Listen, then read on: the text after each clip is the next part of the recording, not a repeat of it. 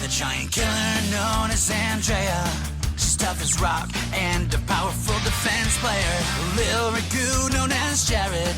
He may be small but he's strong, and he's a punk rock skater. So come and check us out and follow us. The journey's just begun. We are Little Ragu and Giant Killer. Autism 101. We are Little Ragu and the Giant Killer. Autism 101. So, I'm Jared, little Ragu. And we are the Giant Killer. And we're here with Tommy. Is it your last name Byrne? Yes, that's my last name. And what's your relation with autism? So my cousin Anthony is autistic. He's been on the spectrum, diagnosed probably a little earlier. We kind of, the family, his mom and dad knew that he was autistic, but the doctors didn't want to say anything. So I'd say probably around 3, which was kind of early, where we knew he was autistic. And that's kind of my connection to the whole spectrum. We have a big family, and everybody's there to rally around my cousin Anthony all the time. So that is one of my connections to the spectrum. And then as, we got writing this song, we met many others on the autism spectrum too. So personally, that is my connection though. So, what are some of the supports you guys use to help your cousin grow? Well, we use a lot of different things. Obviously, there's a therapy for him that a therapist that specialized in kids with the autism spectrum would come and visit him daily and daily and weekly kind of check-ins, do different exercises with him and kind of, just work with him as far as, things that he was struggling. So he's nonverbal for the most part. He's high functioning, but not really. He verbalizes to an extent. So there are things that he just doesn't know how to say or ask for. So his father did a lot of research and found somebody that wrote a book on the whole spectrum. And she happened to live in New Jersey, where we are.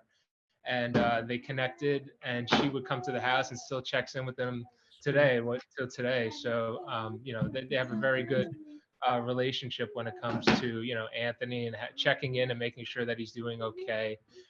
So that was one of the biggest things that they did as far as getting the help he needed. And then also talking with different, special services here in New Jersey and other teachers that deal with, those on the spectrum. So those are the 2 biggest services that we did use for Anthony. That's good. That's good stuff. So what made you wrote a song about autism? Well, obviously Anthony was the driving force behind it. I wrote a lot of my songs here on the Jersey Shore, is where I'm from, in New Jersey. And a lot of my songs are about heartbreak, and my ex-girlfriend that broke my heart. I was like Taylor Swift almost, a lot of the songs I wrote. But it wasn't Taylor Swift. It was like rock and roll, Bruce Springsteen and that kind of music and the sound. It was kind of my own music where it came to writing. And I never wanted to tackle a song, like a serious song, because I didn't feel I could write it from my heart. I only write from my heart. And if I was ever going to do something serious, I wanted it to be right, and it had to be the right message. And one night I was coming home from work, and a melody came into my head, and all of a sudden I said, well, something's going on here. I don't know exactly in my head what it is at the moment. And I just wrote down just the melody and the harmony and things like that, where I heard in my head certain things that could be words, but I didn't know what words they were at the time. So I kept that. And then that night I went home and I wrote this entire song, but I still didn't feel it was special enough, because it was about Anthony and people involved in his life besides me. So his sister at the time, who was my goddaughter, she was 7 years old.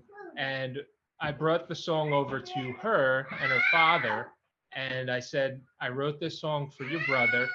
I really want to play this song for you, but sorry, I have my daughter screaming in the back. You're fine. You're fine. I really apologize. But yeah, so guys, they're fighting over a popper, you know, the Fisher Price popper with the balls. Yeah. But we have a little one. He's 1 and she's 3. She's supposed to be the big sister, and sometimes she forgets she's supposed to be the big sister and just yells instead of being nice like we have here. But so I went to Isabella's house the next day. I was off from work, and I said, Isabella, I wrote the song for your brother Anthony. Do you think you want to help me finish it? So I had told her what the song and the words and the lyrics, and I said, you know, this is the song I have. Do you think we can write anything else? So she took her crayon at the time and a blank sheet of paper and just started writing what she wanted to write.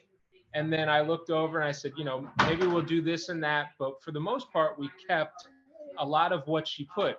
The whole first verse of the song, she wrote most of those lines in the song. I wrote the back half of the song. Oh, And sweet. the chorus, which is obviously everybody on the spectrum that related to it, that was what I heard in my head.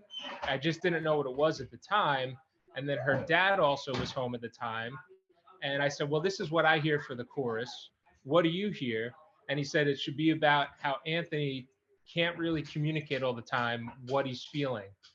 That's what the chorus should be about, because we know what he means. Some others don't. So that's where, you know, we see the words in your smile. We see the joy in your eye. That's where that all came from. And her father really suggested those lines.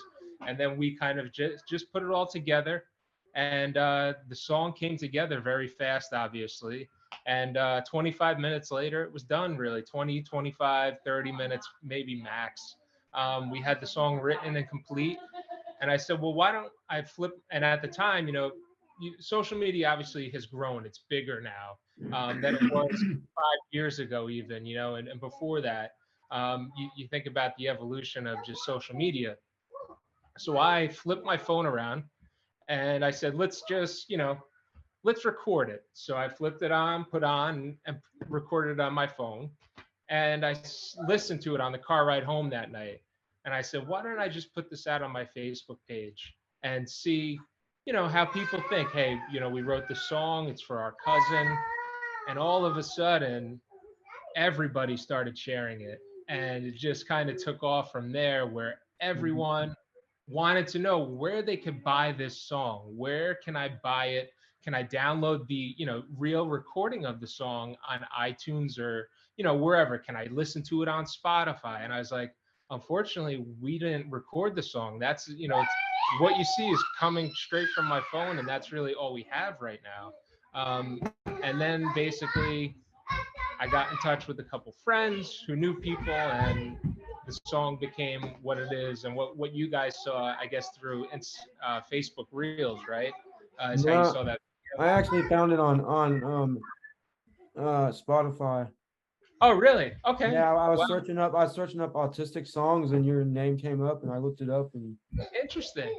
Well, yeah. So it's very surprising, because I'm still amazed. You know, when I go on to like TikTok, for example, right? I knew that when we distributed the song, that it went out to certain platforms, but I didn't know who could listen to it or where it was going to go from there. We just wanted to make sure that the video and people could see like an updated video. So every now and then I go on TikTok and I see that people are using the song. It's been used almost over 400 times for different videos, which is, you know, it's very special, obviously, to us that someone would even take that song and do something. And, you know, basically a lot of when we released the song, people found us, or there were other social media pages sharing it to, you know, their platforms. And then they would find us, and then I get messages. We've been streamed, from what I remember, in over 16 countries that I can look and see the data. Or like, let's say, someone shared the actual video. So it's like, the furthest I've left is Florida. I don't leave the States. I don't go across the West Coast or anything. We drive down to South Carolina every now and then, but I don't get around. So to picture that in your head and you look at a world map and you're like, I was getting a lot of people. Obviously, I'm Irish. I come from an Irish descent where people messaged me, and one of them happened to be my father's second cousin in Ireland that didn't know who I was, and said, "We just saw your song on one of the Irish pages, and this is kind of how we found you." So it was really like you're taken back when all that starts happening. I mean, you want to be a part of something special. When you're a musician, you do it for fun. Obviously, you get started just fooling around on a guitar and having fun and learning how to play a guitar. And then from there, you're like, okay, well, I want to sing now. Can I sing? Do I know how to sing? And then from there, you kind of just graduate each step. And as I started, I was mostly just getting started playing a lot of cover songs.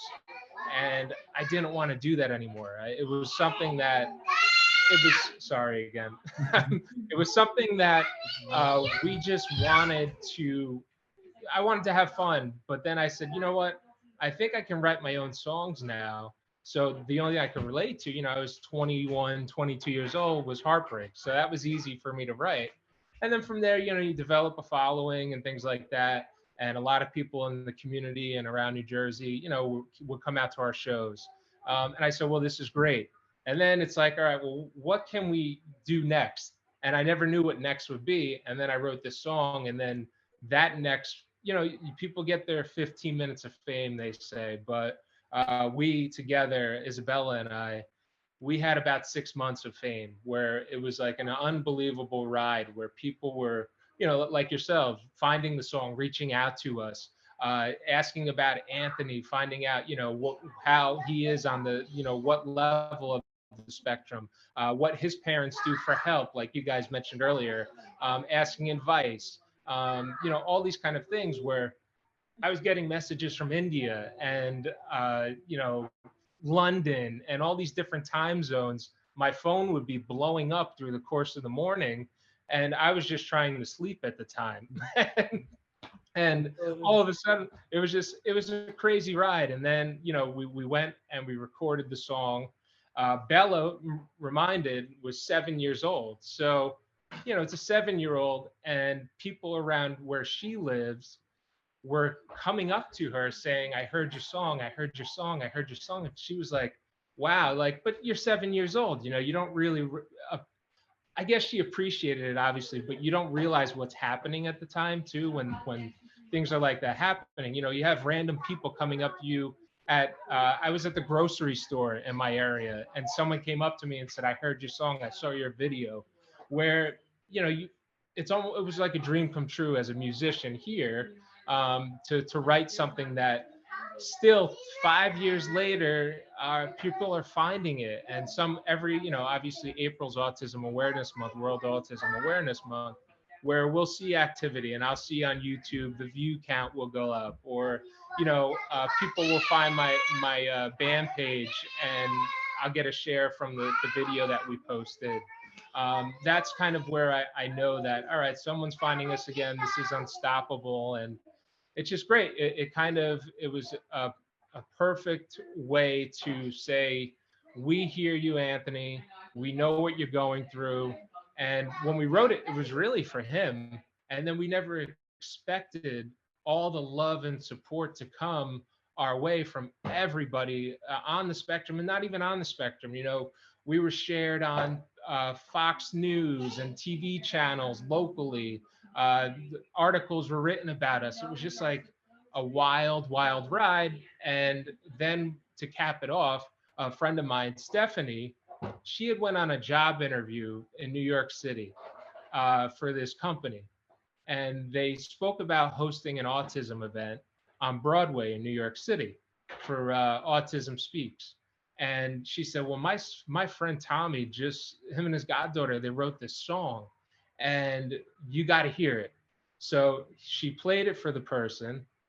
and she messaged me. She said, "Look, I just played your song. I gave them your contact info. They're doing this event for Autism Speaks on Broadway, and they may contact you." So the next day I got contacted, and I thought it was like a friend of mine pulling a prank or something, you know, like a joke on me.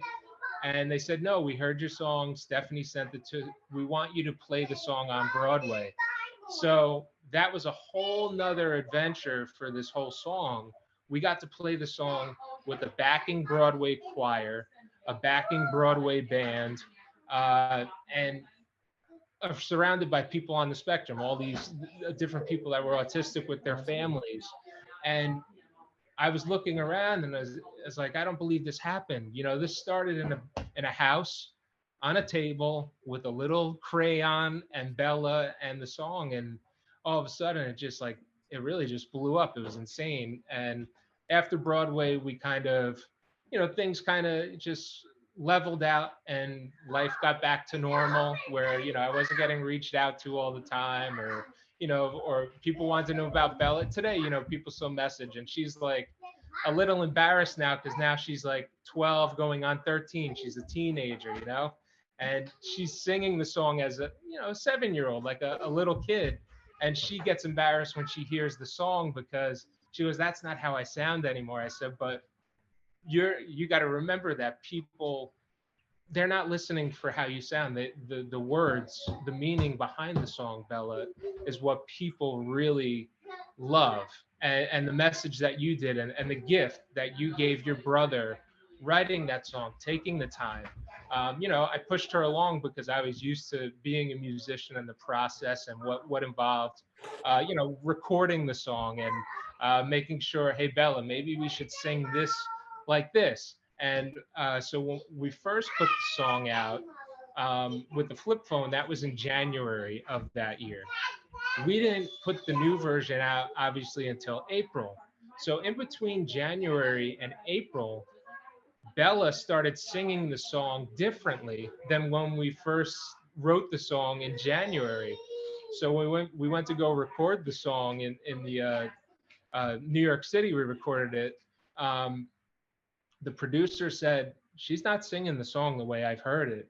Well, you got to start singing the song differently now." So I had to change all the way I was singing for the recorded version of the song, which was, you know, it was a curveball for me, but Bella was the star of the show. And, you know, that's the biggest thing about this whole song, that it started in a small little house and it became this huge, I guess, worldwide thing, because, you know, even to this day, we're getting streamed in India and all these different places around the world that I could look up on a map, but I can't point out. If you told me, "Tell me where it is," I wouldn't be able to tell you. So it's just very, you know, cool. And that was the song. That's why we wrote it. And then just to, you know, like I mentioned, to see it still being loved and shared, that you can't get better than that. You know, it's just it's an amazing thing that, I don't know, you know, I'm just like taken back all the time we talk about it, because to this day, you know, like I mentioned, I'll be out or something, and or you know, someone that I haven't seen in a while will come up and say, you know, "I really love what you and your goddaughter did." And that's 5 years ago. You know, I didn't have gray hair back then. Now I have gray hair. So that's how long ago it was. And Bella, she was a little kid, and now she's going into middle school. So it's like, it's crazy to see, you know, how fast. But that's the reason behind the song. I'm sorry for, I can go on a long thing, because I just, it's fun talking about it, because you, as a musician or an entertainer, you hope that you get one chance in life to do something special. What it's going to be, you don't know.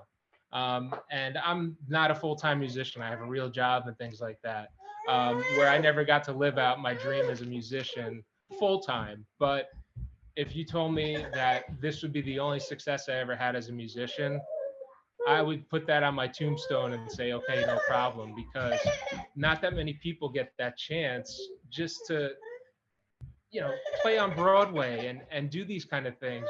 It's almost like a dream come true, where you get that opportunity. You hear your song on We were on Sirius XM and on the kids station on Sirius XM around the country, where, you know, that was so much fun.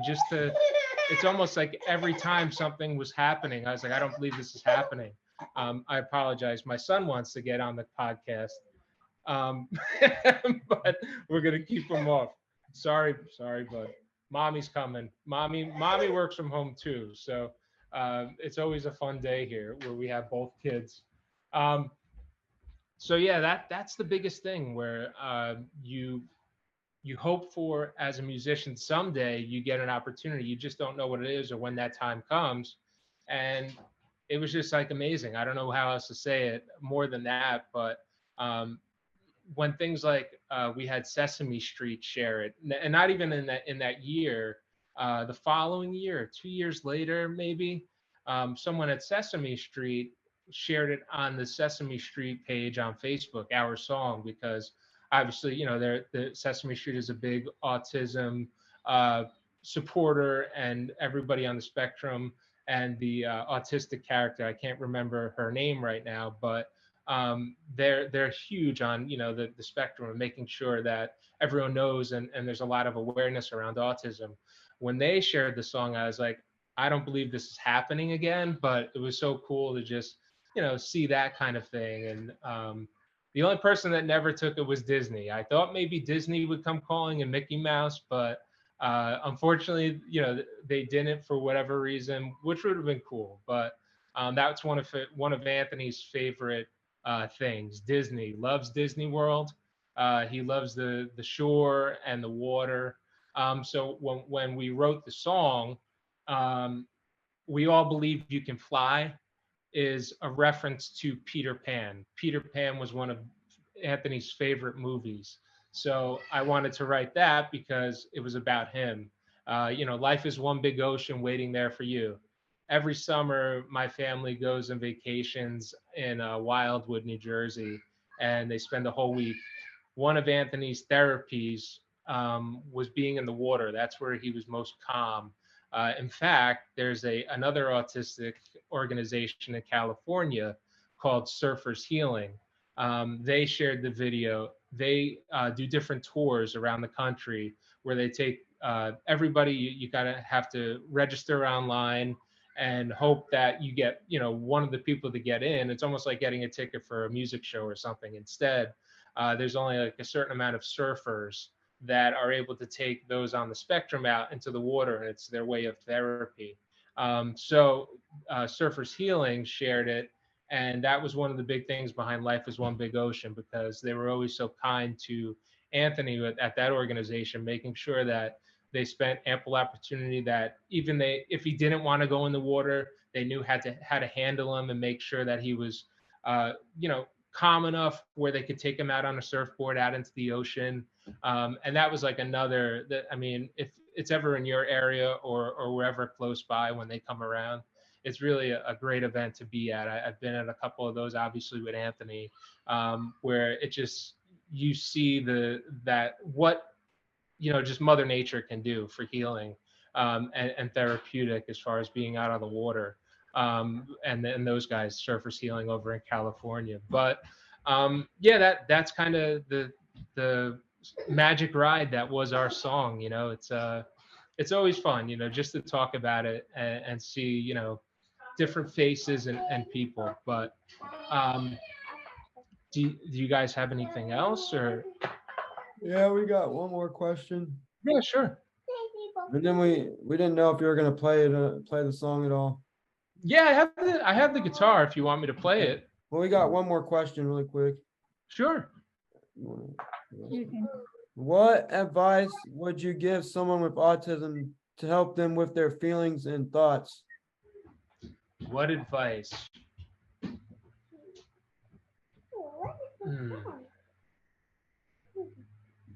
Well, it's tough because you have some that can't communicate. So that's the biggest thing, you know, not everyone on the spectrum obviously can fully communicate. So the advice I would give is just know that someone is there looking out for you at all times. That no matter what you're really going through in life, someone is going to be there to support you. And what I've noticed is anyone on the spectrum, you have someone that it's not just your mom and dad, it's your whole family, it's your friends. It's your friends on the spectrum. Their parents are there for you too. I've met so many of Anthony's different friends on the spectrum that are there, and they're so supportive. Different parents that are friends today. Anthony's best friend, his mother took all our wedding photos, and she does a great job. And her son Brendan is on the spectrum. So you just know that everybody, it's a hard thing when you can't communicate. We understand that. Those that can communicate, the advice is just don't take everything so serious that everything is not serious. I'm trying to think of the word for it. That I can't think of the word right now. Literally. Don't think that you're not alone. Don't think that you're not alone. That's the biggest thing there. It's so the spectrum is a serious thing to deal with, right? So you don't want to feel like, oh, no one's paying attention to me, or don't feel. That's another thing too. A lot of Anthony, for example, right? He has his quirks, and everybody has their quirks on the spectrum, but we don't judge him. No, that's another advice. Don't feel, if you're on the spectrum, that you're being judged for being on the spectrum, because you're not. Sure, there's going to be people that look at you differently, but they don't know, they don't understand. For example, like Anthony, you wouldn't know he was really anything autistic until he shouted out, or something in a big crowd where it's quiet. Things like. So don't judge that. Don't think that people are judging. That's the biggest thing, because they're not. They're just trying to understand. That would be one of the biggest things that I would say, as far as advice and things. But definitely, that we are always there for you no matter what. Okay. Sounds good. If you want to play something now. Sure, absolutely. Now, like I mentioned, I don't get to play the song too often anymore, so I hope it comes through good on the computer. I just don't know exactly how it'll feed back on your end. Yeah, I'm not sure. But I am happy to. Let me just take a quick sip of water. Okay.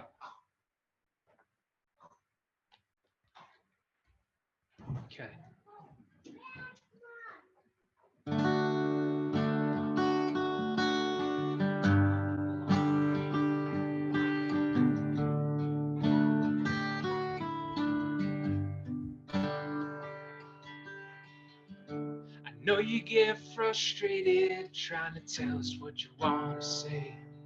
I know it's not easy for you, but that's okay. When you go through hard times, remember, you're not by yourself. We don't like it either, and all we want to do is help. We see the words in your smile. We see the joy right in your eye. When something in your world goes wrong, remember to stand up and be strong.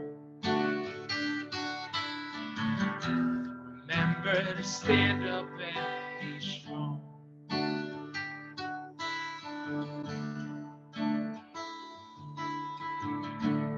Life is one big ocean waiting there for you. Don't be afraid of those waves, just jump right through. We all believe you can fly if you really want to.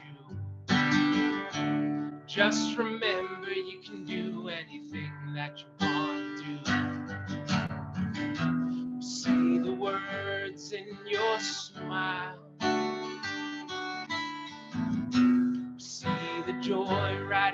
your eyes. When something in your world goes wrong, remember to stand up and be strong. Remember to stand up and be strong. Remember to stand up and be strong.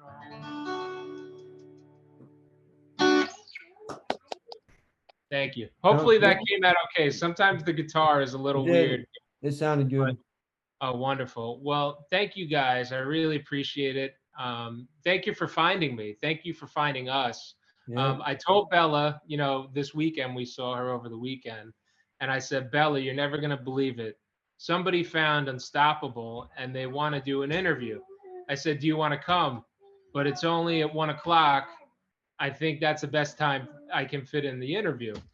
And she got a big smile out of it. So she wanted me to tell everyone, thank you for finding the song number one. Thank you for still, using it and sharing it around, because without people finding it, we kind of just go into the abyss. It's like, we'll see. If it pops up, I know, someone found it. So it's very important to us that this message still continues to get out there. I feel like the world needs this song again almost. I've considered even making a whole different version that's more for not so much kid based, but more of an adult version of this song, for those on the spectrum. And eventually one day when I get a break from the kids, we will record this song. When, I don't know. I might be 50 by the time that happens, but we'll see. That's the plan for this song, because people keep finding it. So I always wanted to record an adult version, and maybe Bella will be on that one too, as she gets to be a teenager now. So that'll be fun to do someday. But that's what she wanted me to do. Spread, just say thank you for anybody that still hears it, watches the video. It definitely means a lot to both of us. And if you send us some links on Facebook, we will like to all your stuff. We'll put it in the description on YouTube.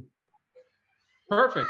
Yeah, I'll have to dig up I think there's the iTunes link and one on Spotify. I forget what else is on there, but I will definitely find every single version that I can find where it's streaming and send it over to you. Okay.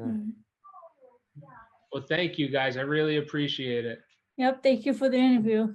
Yeah. Oh, you can anytime. Thank you. Thank you for reaching out. Take care. Bye-bye. But